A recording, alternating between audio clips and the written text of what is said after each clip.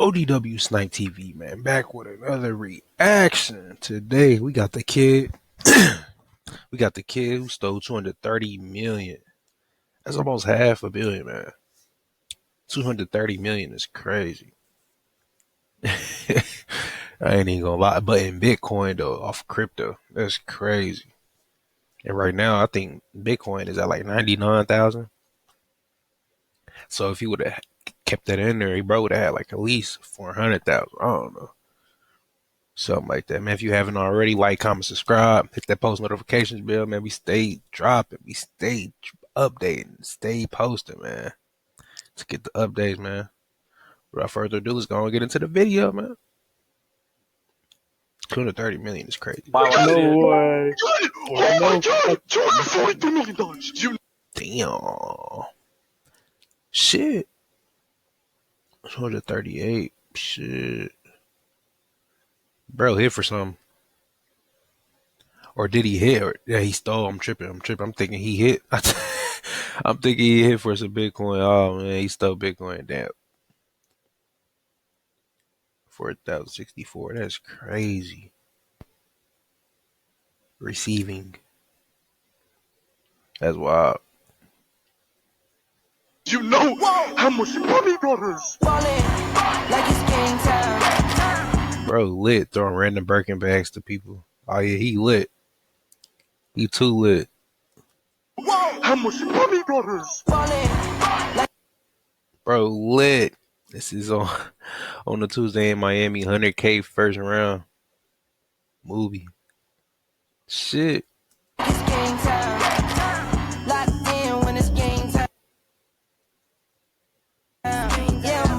POV, you were, hold on, what is it?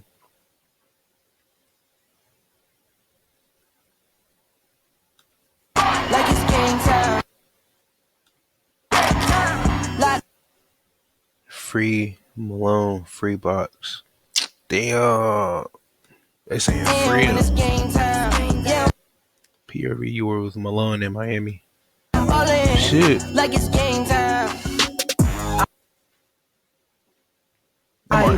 Hold on, that Montclair cold as hell. I kept seeing them. Hold on. That big, crazy. They're like the luminous one or something. I wake up, flex, thumbs down. Check, no drip, this time of running.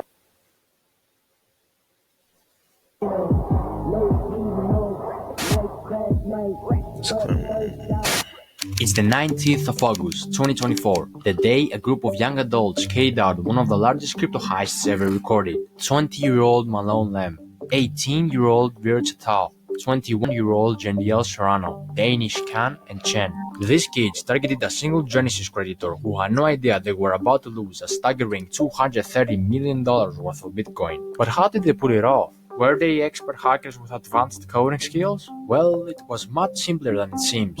These scammers did something very clever. They hacked into basic human nature.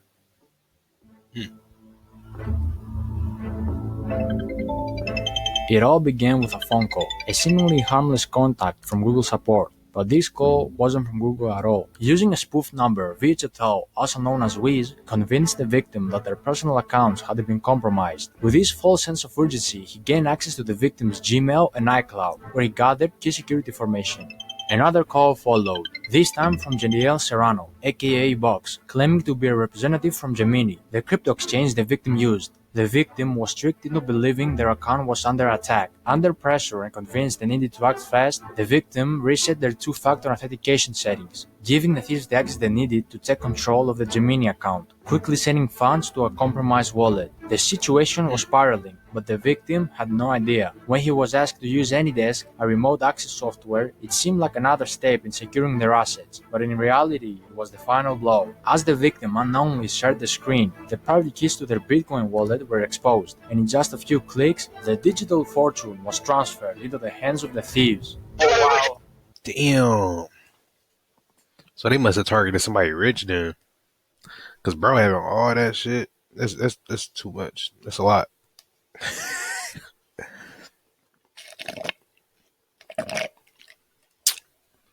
Excuse me, drinking tea. I'm drinking tea. But yeah, bro must have been rich. I ain't gonna lie. Wow, I see No it. way. No fucking way. I see it, bro. It's on the blockchain. It's on the blockchain, bro. No way. my god! Oh my god! In a private video, they recorded the live reactions to the successful transfer of 4,064 bitcoins valued at over Shit. $230 million at the time. Clearly excited as they watched the millions flow into their wallets. They said, How "Let's did they go manage home, to let's pull go off home." such a heist? How could someone with that much wealth be deceived so easily? And why will they record themselves in the act of committing such a massive crime? Yeah, they These tripping. are questions that might never be fully answered. But one thing was clear. The money was now in the hands of the criminals, and they knew their work wasn't done yet. Exactly 17 minutes after, they quickly set about laundering the money. To make it harder for authorities to track the stolen crypto, they split the Bitcoin into smaller amounts and transferred it across 15 different exchanges, a common tactic known as pill chains. The idea was to break the large transactions into smaller ones, making them harder to trace. Bitcoin was swapped for Litecoin, Litecoin was swapped for Ethereum, and Ethereum was swapped for Monero. The process took several days, with constant swapping between different currencies and exchanges, further obscuring the trail. Go to the top right, the settings bar. Settings? No, not that. Like the Why they swap recording settings. themselves though? Like, that's so stupid. They could have got off. They recording themselves. Screen recording themselves. They tripping. Man, if y'all just join in a group call, they is tripping. Set custom recipient. No, bro. What the hell? Do 998. Alright, bro, you're so horrible. You can. So I said custom recipient, like they telling all the steps though, like and recording themselves. They tripping, bro. I ain't gonna lie. Bro, I'm clearly f***ing busy, Caleb. Planning a heist. Soon enough, all the stolen money was now clean money, ready to be spent, and the criminals didn't hold back. The day before the heist even took place, they were already planning of how to spend their fortune, sharing links with each other on Telegram of expensive luxury clothes they wanted to purchase, from brands like Louis Vuitton, Givenchy, and Philippe Plein. While most of the crew chose to play it safe, keeping a low profile and resisting the temptation to splurge, one man couldn't help but stand out. His name? Malone Lamb. Ballin', like it's game time. Locked in when it's game time. Yeah, I'm ballin'. Malone was based in LA, and the moment he got his hands on the money, he wasted no time diving headfirst into a luxurious lifestyle. Everything he had once watched wealthy people enjoy was now within his reach, ready to become his new reality. Nightclubs became his second home. Almost every night, he hit a club, spending ridiculous amounts of money on VIP sections and bottle services. His bar tabs were unbelievable, some nights costing $265,000, $300,000, and even more than $500,000 in a single night. If you were in one of those clubs, you couldn't miss him. Hey, yo, Malone, you going real crazy like it's your birthday. His name will be flashing on signs, and DJs will shout his name, giving him all the attention. Malone! 70 bottles, Malone! Welcome home, Malone. Take this shit $100,000 in bottles right now. Jesus, Malone, this is next level. Well, no, you're not stopping. Right? He quickly became everyone's favorite. Come on, we not because whenever stopping he tonight, was right? around, everyone got to drink for free. He threw around cash like it was nothing, and one time he even handed a DJ a massive 6-liter bottle of Golden Ace of Spades champagne, which could cost anywhere from $25,000 to $60,000. Another time he tipped a DJ $2,000 and had all the unopened bottles in the club sent straight to his house. He even tipped me $2,000. When I tell you the amount of bottles he sent me that I took home, brand new, everything sealed, brand new. But as fun as LA was, it still didn't feel like enough. He craved more attention, more luxury, more extravagance. So what did he do? He chartered a private jet to Miami. There, he took his spending to a whole new level. In Miami, Malone settled in a waterfront mansion. This place wasn't just any house. It was a $10.5 million estate with a $62,000 a month rental price tag. This mansion was massive, covering over $62,000 a month rental. Bro should have just bought that. He tripping. What? It says, damn, it do say 67 or 63 bands a month for a rental. Damn.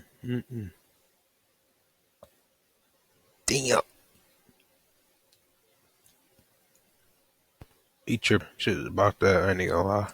with a $62,000 a month rental price tag. This mansion was massive, covering over 8,500 square feet, with 25 feet ceilings, 10 bedrooms, and a huge pool with a jacuzzi. It had 2 big front gates and a garage with a spacious driveway that was later filled with expensive supercars and luxury vehicles. Malone bought a black Mansory SF90, a white Lamborghini Urus, a fully kitted out white Mansory Lamborghini Urus with baby blue interior, a matte black Lamborghini Revuelto, the new Porsche 911 GT3. Why, bro, talking fast? Oh, let me go back. He talking too fast though. RS, the new Ferrari SUV in black, 2 Mercedes-Benz G-Class, 1 in grey, 1 wrapped with matte black camo, a convertible matte black and pink Rolls Royce Ooh, this bit look crazy. Dawn, a blue BMW M4, another Lamborghini Revuelto in matte grey, a blue Lamborghini Urus, an all-white wide-body kit Lamborghini Aventador SVJ with Malone's name written on the bottom of the door, a matte black Ferrari 812 Superfast, another Lamborghini Aventador SVJ in blue, a pink Urus, which Malone originally bought as a gift for his ex I got you a present. We'll call it an early birthday gift. girlfriend to try to get her back, but got rejected again. Damn. A fully black car. How you buy her years, Lambo years, man, and get rejected? What the fuck? I want to see what she said. Hold on. But got rejected again. I am taking once again. Bitch, you know damn well you want that yours. Nah, just hell nah. You know damn well you want that yours. Stop capping. A fully black carbon fiber McLaren 765 LT, a blue Pagani Huayra, and many more. Not a Pagani. Fully black carbon fiber McLaren Fully black carbon fiber McLaren 765. 765 LT, a blue Pagani Yeah, that Pagani. Huayra, Yeah.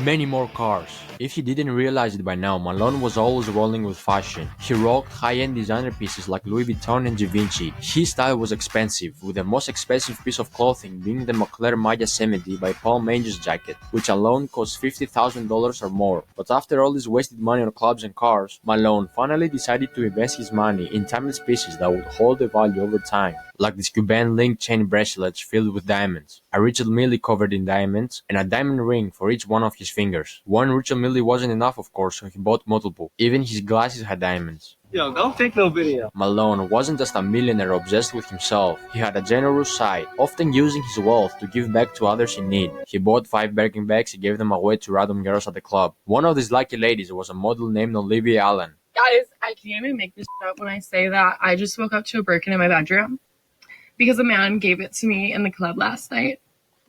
This is your sign to go clubbing. Another lucky lady who got a Birkin bag was famous TikTok star Sky Bree. Me and my 2 girlfriends walk over to the section, and this kid, I'm going to refer to him as like a kid. I mean, he was definitely over the age of 18. He looked pretty young. He comes towards me and he's like, I got this for you.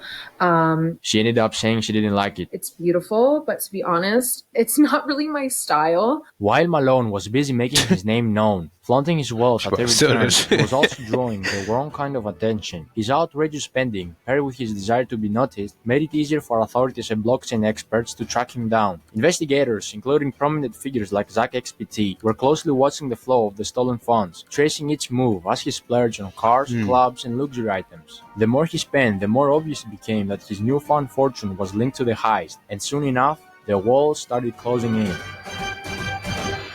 Bro, tripping. I ain't even gonna lie. The way he went about that, he's tripping. Like they should have broke that. They should have broke that down even further.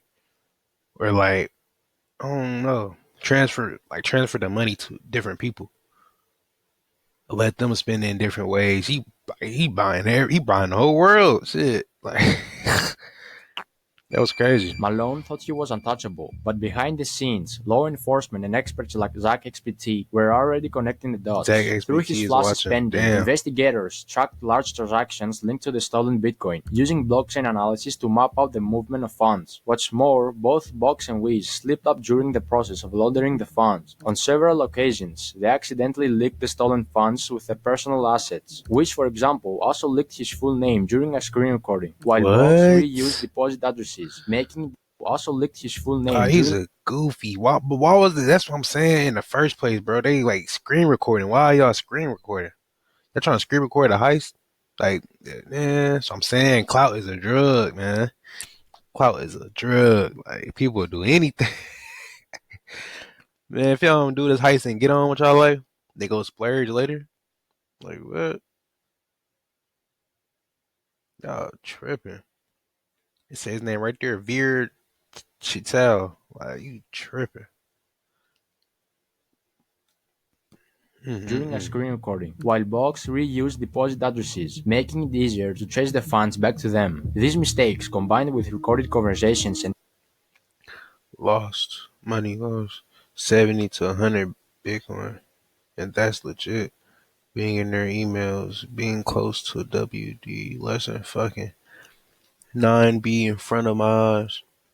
9 Bitcoin in front of my eyes. Yeah. EFT, and I couldn't touch it. Not gonna lie, messaging Austin. Bro. Told him, give me all the manjaries. I already messaged, man.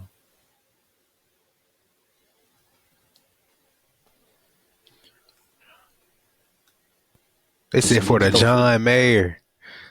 What? prints painted a clear picture of the criminal's activities. By mid-September tripping. 2024, the They talking about the John FBI Mayer and other watch. authorities had gathered enough evidence to act. On the 19th of September, federal agents raided Malone's Miami mansion, where he was arrested, surrounded by all the luxuries he had bought with a stolen fortune. We hear boom, and we thought that was shooting in the neighborhood, and we saw a lot of police. This was something that never happened in this neighborhood. Most of the time was a lot of party.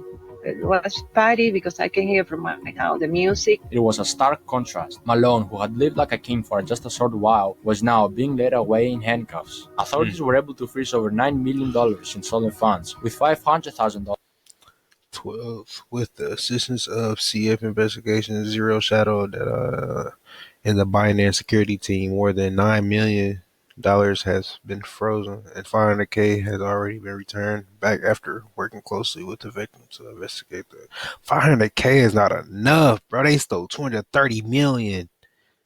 Like, what? They got off. Yeah, they got off with the money, bro. Ain't even no, that's not even a already comparison returned to the victim. 30 million. However, a significant portion of the stolen money remains in cryptocurrency wallets. At the time of making this video, $21 million linked to Box is still sitting in one wallet, while Virtua Tao, also known as Wiz, has around $39 million tied up to his account. Additionally, $4 million of Malone's funds remain untouched in another wallet. But what happened to everything else he bought? The cars, the clubs, the private jets, and Don't all that the shit flashy stuff. complicated? See, when a criminal buys luxury items, like cars, with stolen money and later gets arrested, the government steps in and seizes those assets through a process called asset forfeiture. This allows law enforcement to take control of anything purchased with illegally obtained funds, such as cars, houses, or expensive jewelry. Once these assets are seized, they are usually put up for auction. In many cases, dealerships or buyers, including the same dealer who originally sold the cars, can purchase them again, often at a lower price than they were initially sold for. The money made from these auctions then is used in a couple of ways. A portion of it will go toward compensating the victims of the crime, helping to recover some of the stolen funds, while another portion could be used to cover the cost of the investigation and legal proceedings. If the victim is lucky, he can get 50 to 65% back after the auction and administrative fees, That's the cut not the enough. investigators will get. However, in Malone's case, 3 of the cars he purchased, the Mandarin Lamborghini Urus, the Lamborghini Revuelto, and the Porsche 911 GT3 RS, were later transported to LA following his arrest. These cars were spotted by EFF Spot, a popular YouTuber who is known for his rare and expensive car spotting videos. In this particular video, both the Revuelto and the Porsche appeared with noticeable damage. The Revuelto had significant front-end damage, while the Porsche was dented in the rear, suggesting that the Revuelto had likely rear-ended the Porsche. This kind of damage will undoubtedly decrease the value of these cars when they go to auction, significantly reducing the amount amount the victim could recover. The same process will apply to the clothes, jewelry, watches, and designer glasses that Malone What this say call him a could villain, recover. The but same process. call him a villain, but deep down Malone was doing everything we could only dream about. Hey, shit, that's facts though. He young, he got 20 to 30 million.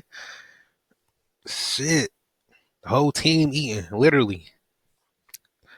Was they giving money to their family? They had to give money to the parent. They had to give money to just to tuck this type shit. Like, man, come on. Process will apply to the clothes, jewelry, watches, and designer glasses that Malone purchased. These luxury items are likely to be seized by authorities and auctioned off as part of the asset recovery process. High-end watches, such as his Richard Mille pieces, are particularly valuable and could bring in significant amounts at auction. While designer clothes typically depreciate in value, Malone's expensive pieces will still hold enough worth to help recover the funds for the victim. As for the wallet spending in clubs, that money is pretty much gone. When you blow $500,000 in a single night on bottle services and VIP sections, the clubs aren't held responsible for giving it back, especially if they had no clue the money was stolen. Same goes for the private jets. Those jet companies provided a legitimate service, so the money Malone spent on his flights is long gone. In conclusion, while most of the big ticket items can be seized and auctioned, much of what Malone spent on services, like clubs and private jets, is lost for good. This story isn't just about a major heist or the luxurious lifestyle Malone enjoyed for a brief moment. It's a lesson in greed, the dangers of showing off wealth that wasn't earned, and how quickly everything can come crashing down. Despite all the money spent, the nights out, and the flashy purchases, Malone's dream life was built on stolen funds, and it was only a matter of time before it fell apart. Authorities might recover some of the stolen money, but the damage done to the victim and the recklessness of Malone's spending spree are a reminder of how easily things can slip away. For Malone and his friends, what started as a wild ride of lavishness ended in arrests and their names tied to one of the biggest crypto crimes. That's what I'm saying. Like, they tripping, bro. I wouldn't have bought no Lambos, Ferraris, the hypercars and shit, like the supercars. I would have bought me not even a Stinger. I would have bought a Hellcat, a TRX, something like fit me, little muscle car or something, and sit down somewhere. I'm straight. Get a couple of them, I'm straight. Or buy some on Facebook Market, something that can't be traced. What? Come on, man. They tripping. In history. In the end, this heist shows us that no matter how clever the crime or how big the payout, the law always catches up, and the price they paid was far greater than the short-lived luxury they enjoyed. And that's the end of that story, man. Yeah, that's the end of that story right there. Malone. I ain't gonna lie, the way they even did shit was just wacky. They screen recording it off rip. You gonna get caught. That's the number one. That's number one rule. Why are you screen recording? Why are you screen recording? This is a lesson right here. It's a big lesson, man. I hope a lot of people learn from this. The mistakes, the lessons, and just overall shit. Hey, man, stop moving sloppy. You gonna do the crime, do it right. I'm not telling you to do the crime. I'm saying if you gonna do a crime, do it right. And that's the end of this. Is end of this video, man. End of this lesson. Let me know what y'all think in the comments below. Like, comment, subscribe. And yeah, hit the post notifications bell, man. See y'all on the next one.